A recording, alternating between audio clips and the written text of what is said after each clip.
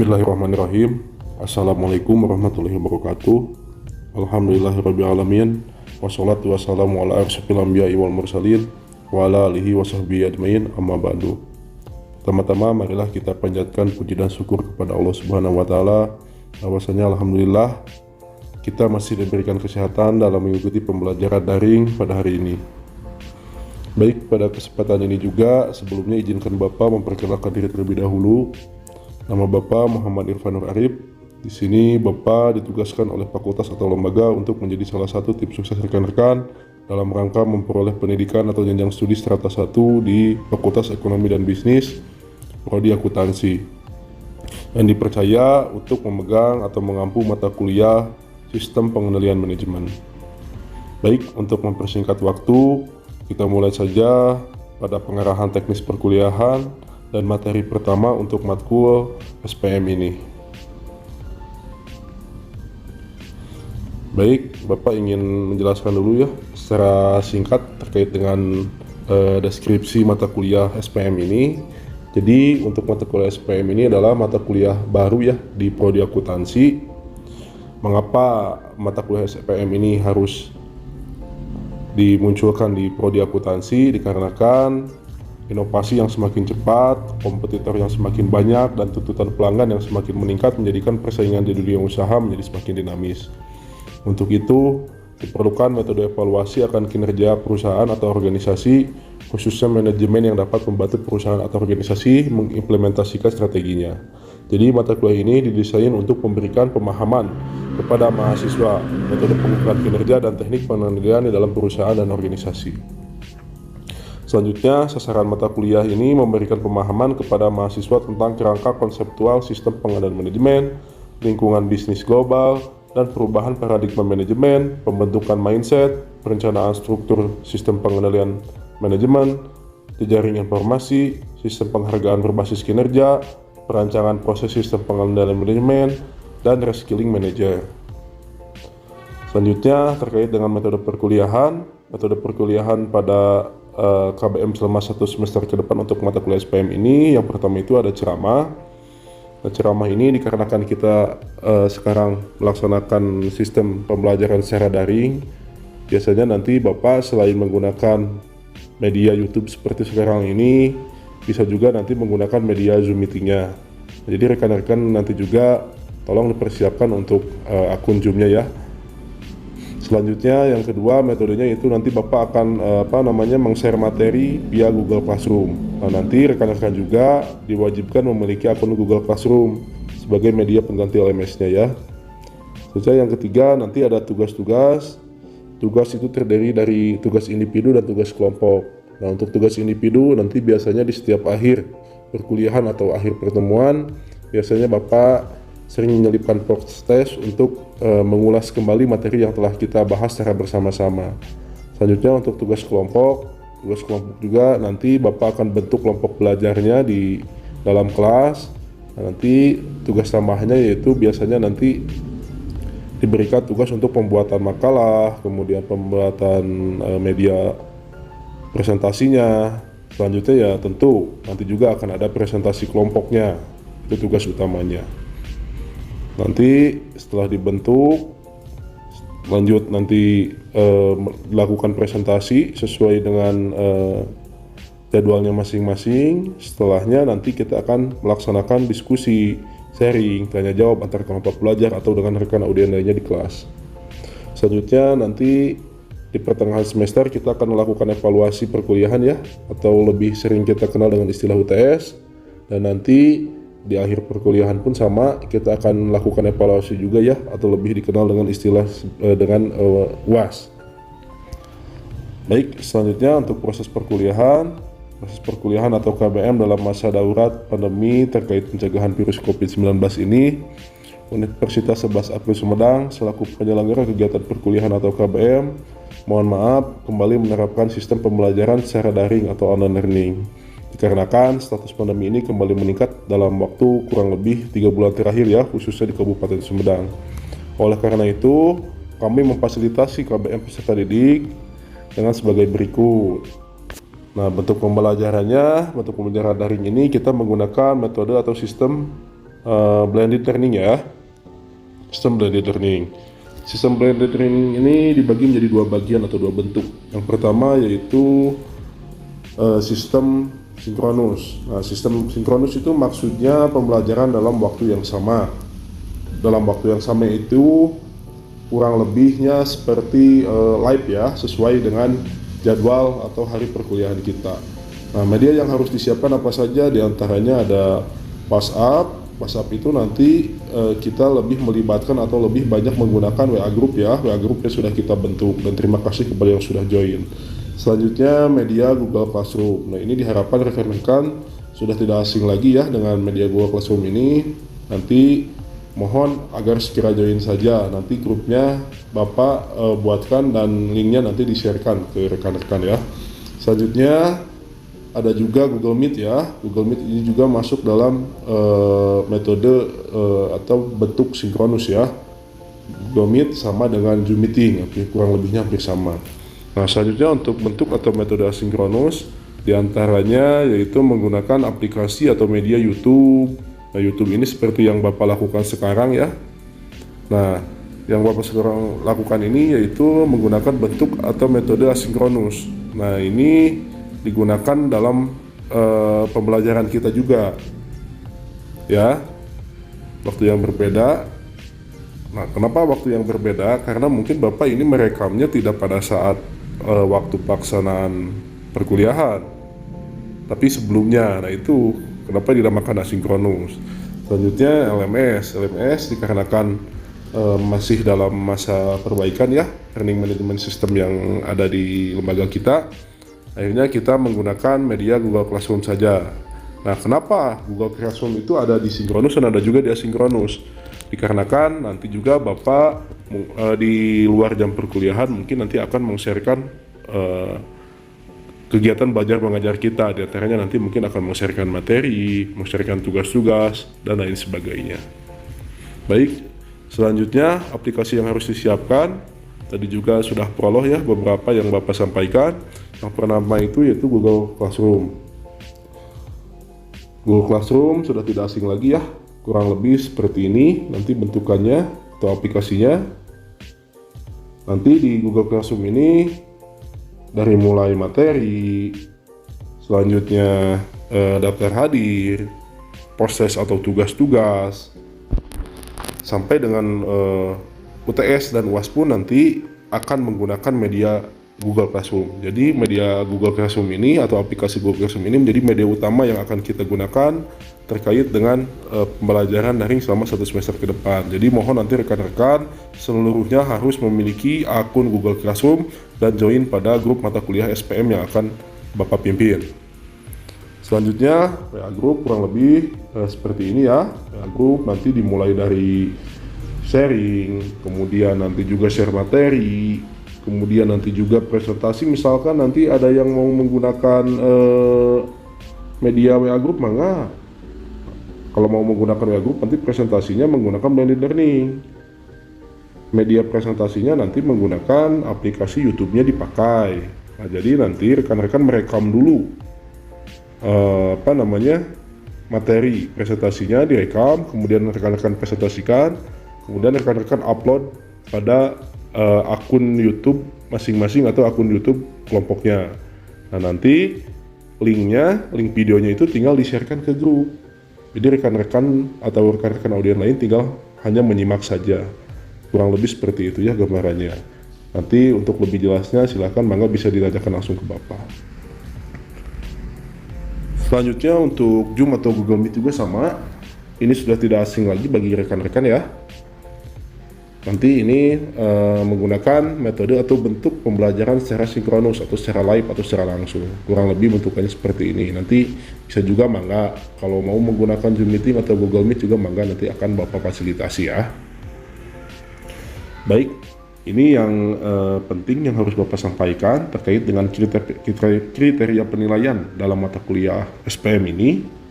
Jadi dalam mata kuliah SPM untuk nilai akhir nanti diantaranya itu ada beberapa kriteria penilaian yang harus ditempuh oleh rekan-rekan. Yang pertama itu dari indikator kehadiran, memiliki bobot nilai 10%. Selanjutnya dari indikator keaktifan memiliki bobot 10%. Keaktifan di sini yaitu diantaranya keaktifan diskusi atau sharing perkuliahan daring selama BDR.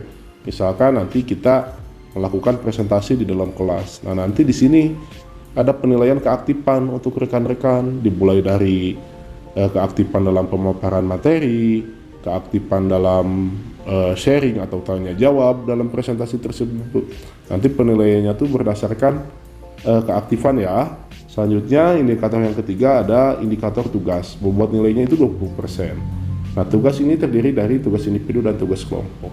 Nah, jadi mohon kepada rekan-rekan jangan menyepelekan ya untuk tugas-tugas ini, dikarenakan tugas ini menjadi salah satu faktor penentu untuk nilai akhir rekan-rekan.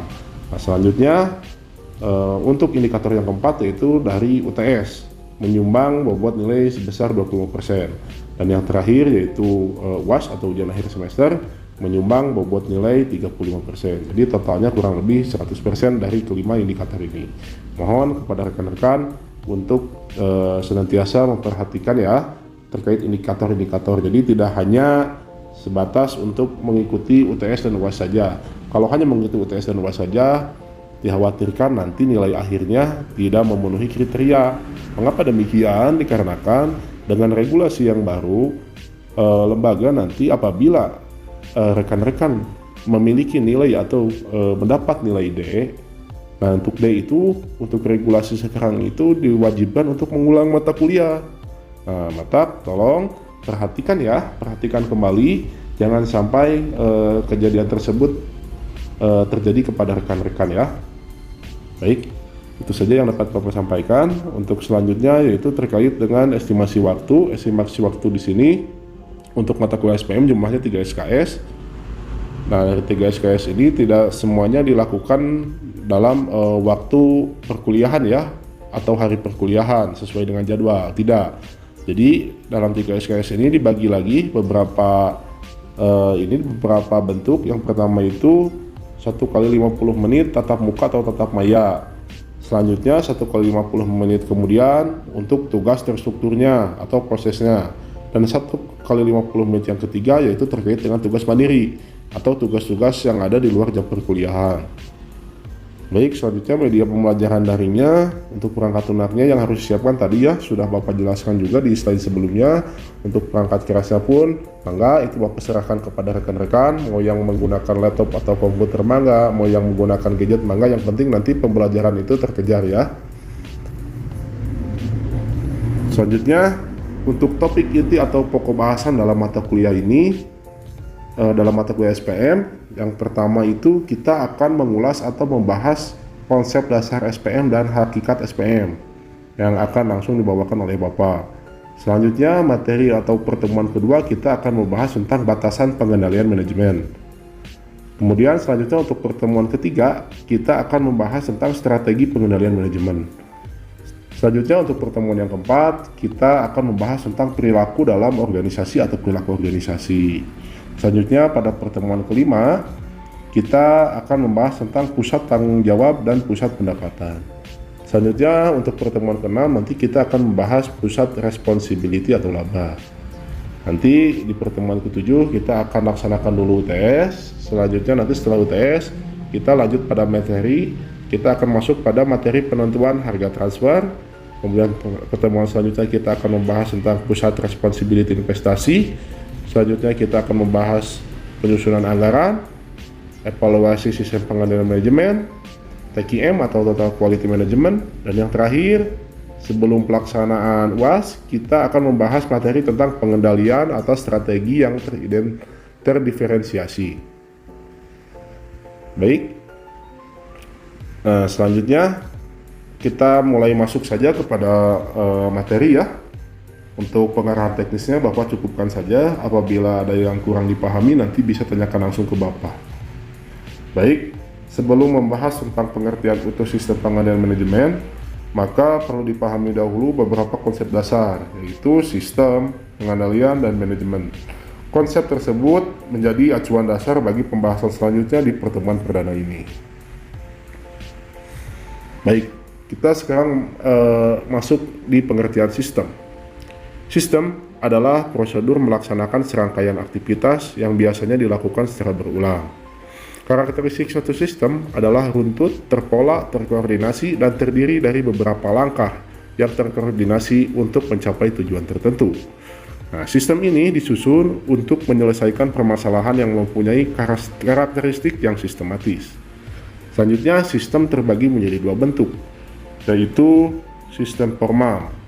Sistem formal ini, yang pertama itu sistem formal. Sistem formal ini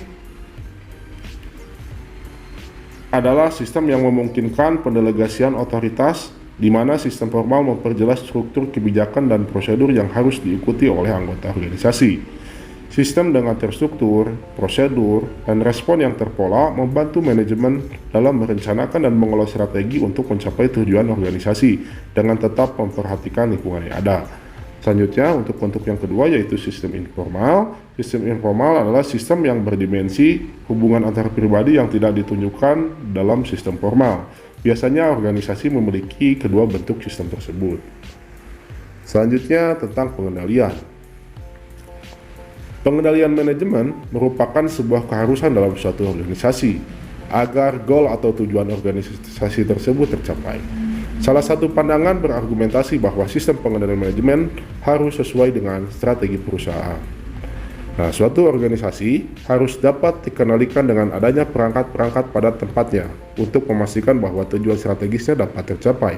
Dalam suatu sistem pengendalian, terdapat 4 elemen pengendalian yang terdiri dari yang pertama itu detektor.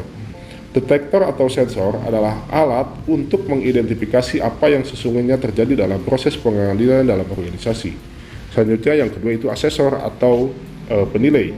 Nah, asesor ini adalah alat untuk menilai signifikasi apa yang sedang terjadi atau peristiwa aktual dalam proses pengendalian. Pada umumnya dilakukan adalah membandingkan apa yang sedang terjadi dengan apa yang harusnya terjadi atau standar. Selanjutnya yang ketiga yaitu efektor atau pelaksana.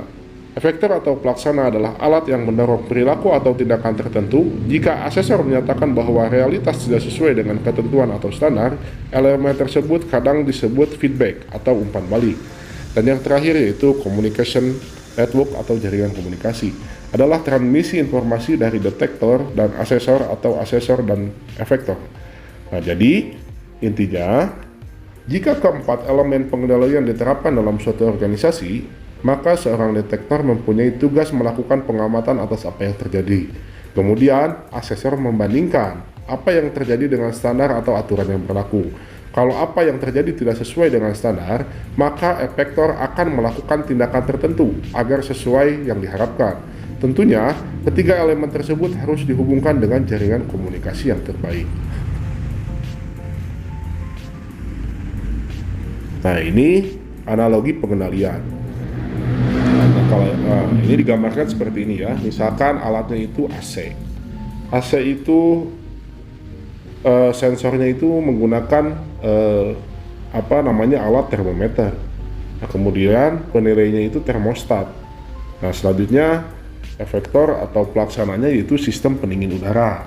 Itu fungsi ya, lebih ke fungsi. Jadi AC itu fungsinya sebagai sistem pendingin udara.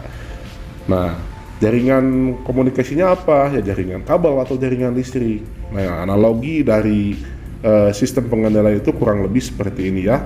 Bisa rekan-rekan lihat sendiri dari contoh-contoh yang lain.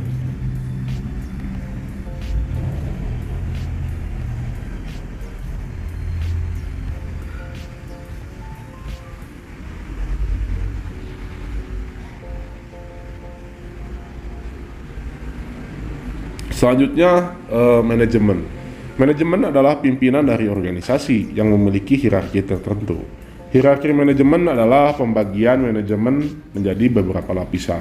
Semakin kompleks organisasi, maka semakin banyak lapisan manajemen yang dibentuk. Secara garis besar, hierarki manajemen dibagi menjadi 3 level. Yang pertama itu top management, yang kedua ada middle management, dan yang terakhir atau level bawah yaitu lower level management. Nah, baik, selanjutnya kita masuk kepada materi hakikat sistem pengendalian manajemen.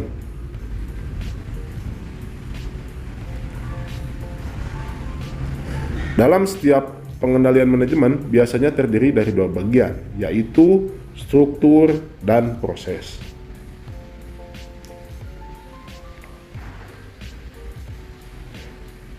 Nah, struktur terdiri dari perilaku organisasi.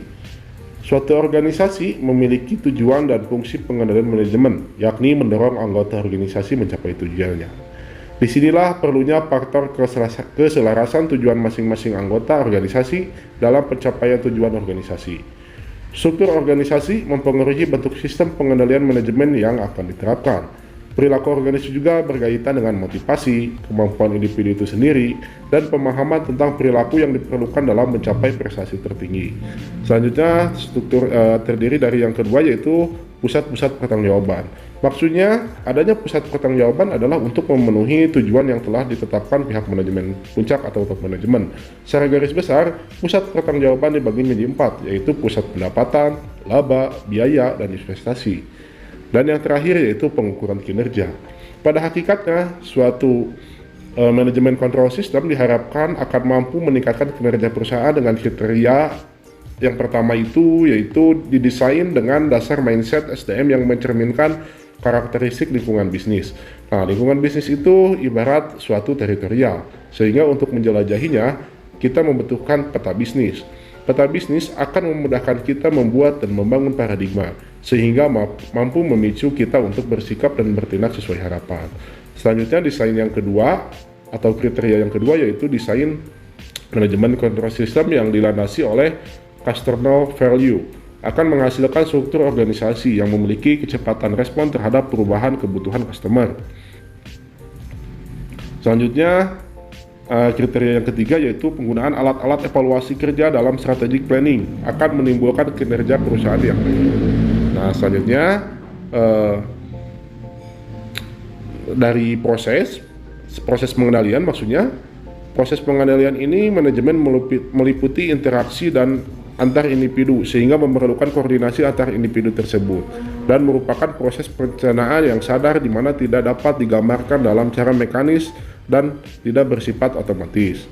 Oleh karena itu, dalam suatu proses manajemen control system atau SPM, selain adanya visi dan misi di dalam perusahaan, diperlukan adanya strategic planning yang pertama, selanjutnya budget preparation, eksekusi, dan yang terakhir evaluasi dan analisis. Nah, mengapa diperlukannya strategic planning? Dikarenakan proses strategic planning adalah proses memutuskan program-program utama yang akan dilakukan suatu organisasi dalam rangka implementasi strategi dan menaksir jumlah sumber daya yang akan dialokasikan untuk tiap program jangka panjang. Nah, yang kedua yaitu budget preparation. Mengapa harus ada budget preparation? Dikarenakan anggaran yang dinyatakan dalam satuan moneter termasuk anggaran biaya atau standar taksiran, biasanya untuk kurun waktu tertentu. Kemudian yang ketiga yaitu eksekusi. Eksekusi berupa operasi atau implementasi dan pencatatan akuntansinya. Selama tahun anggaran, manajer melakukan program atau bagian dari program yang menjadi tanggung jawabnya. Laporan yang dibuat hendaknya menunjukkan dapat menyediakan informasi tentang anggaran dan realisasinya, baik itu informasi untuk mengukur kinerja keuangan maupun non-keuangan, informasi internal maupun eksternal. Nah, selanjutnya evaluasi dan analisis. Prestasi kerja bisa dilihat dari efisien atau efektif tidaknya suatu pusat pertanggungjawaban dalam menjalankan tugasnya. Laporan evaluasi dapat berupa uraian hasil kerja, seperti perlu tidaknya perubahan program, perlu tidaknya perubahan anggaran, dan analisa kinerja dari departemen hingga ke setiap personal. Evaluasi dilakukan dengan membandingkan antara realisasi anggaran dengan anggaran yang telah ditetapkan sebelumnya. Nah, itulah hakikat dari sistem pengendalian manajemen.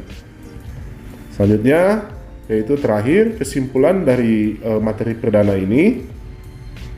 Pengendalian manajemen adalah proses di mana manajer mempengaruhi anggotanya untuk melaksanakan strategi organisasi. Sistem pengendalian manajemen atau SPM merupakan perangkat struktur komunikasi yang saling berhubungan, yang memudahkan pemrosesan informasi dengan maksud membantu manajer mengkoordinasikan bagian-bagian yang ada dan pencapaian tujuan organisasi secara terus-menerus. Sistem pengendalian manajemen dikategorikan sebagai bagian dari pengetahuan perilaku terapan. Pada dasarnya, sistem ini berisi tuntutan kepada kita mengenai cara menjalankan dan mengendalikan perusahaan atau organisasi yang dianggap baik berdasarkan asumsi tertentu. Masing-masing perusahaan memiliki kompleksitas berbeda. Dalam pengendalian manajemen, makin besar skala perusahaan akan semakin kompleks. Nah, tujuan dari sistem ini adalah untuk meningkatkan keputusan-keputusan kolektif dalam organisasi. Untuk memahami sebuah sistem, dibutuhkan suatu pengetahuan tentang lingkungan di mana sistem itu berada. Dua unsur penting dalam sistem pengendalian manajemen adalah lingkungan pengendalian dan proses pengendalian.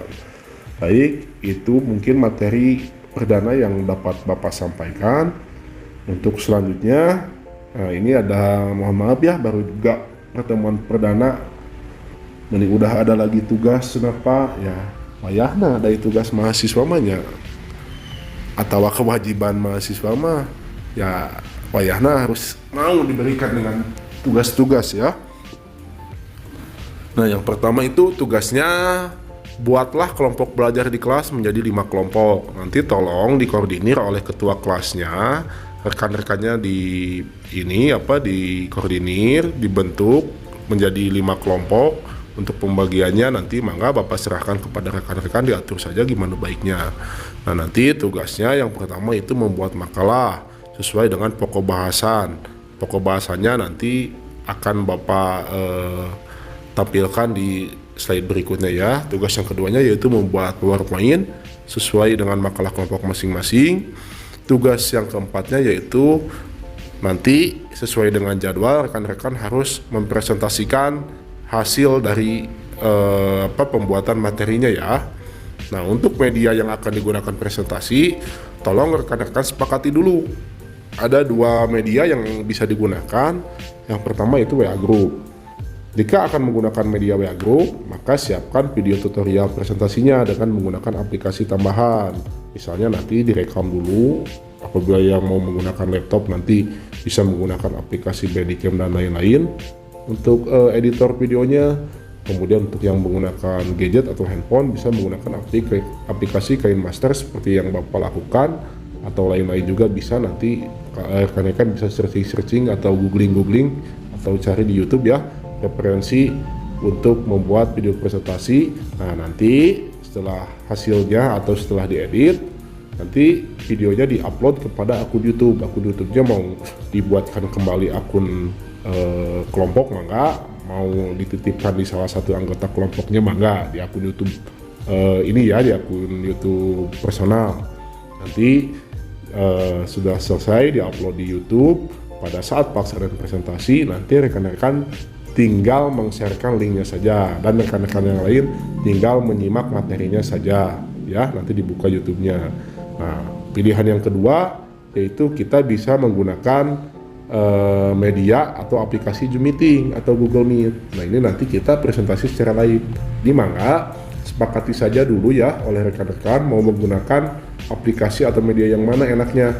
Mau menggunakan WA Group saja Pak, enggak, Bapak ikuti. Mau menggunakan Zoom Meeting saja, enggak, Bapak juga ikuti. Pokoknya gimana baiknya, yang penting memudahkan rekan-rekan ya untuk melaksanakan perkuliahan. Bapak tidak akan memberatkan.